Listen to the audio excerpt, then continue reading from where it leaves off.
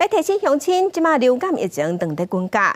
疾管署是表示，有一个17岁南部的查某学生，为着 A 型流感引起心肌炎不幸过往。另外，新冠疫情嘛在加悬，顶礼拜国内有新增加99个死亡的案例，阁有12万6千多人次去互医生看。按算近2礼拜新冠疫情会达到高峰，所以嘛呼吁民众若是会当，就要赶紧去注意防下。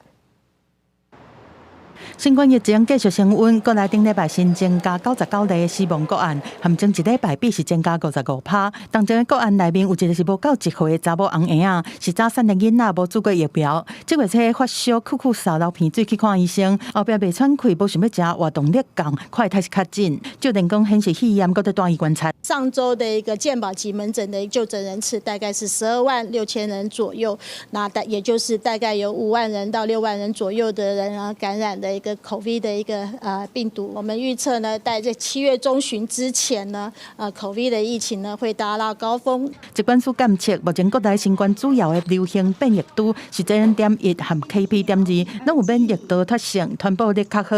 目前国内即马有的 XBB 疫苗，同款有4成的保护力，呼吁还未做的高风险族群，嘛是要紧去做。另外，国内流感疫情嘛搁在起哩，顶礼拜搁增加56例流感重症，21例死亡，上少年的死亡个案敢若10多岁。住院的过程中，他的意识状况一直没有改善。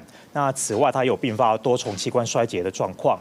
那所以是在大概住院后1个月，那还是因为这个流感，然后并发了心肌炎跟多重器官衰竭和败血症而致死。疾管署呼吁讲，即马当是热旅游的大月，观光景点人是真多，到人多的所在嘛是要注意手的卫生，出现流感的症头都要加注意。另外，国内长病毒的疫情嘛，搁在流行期，5岁以下的红婴仔和囡仔是高危险族群，若无细致话，着家长要特别观察。若有一直困、活动力降，才会当前征兆，都要较紧看医生。记者综合报道。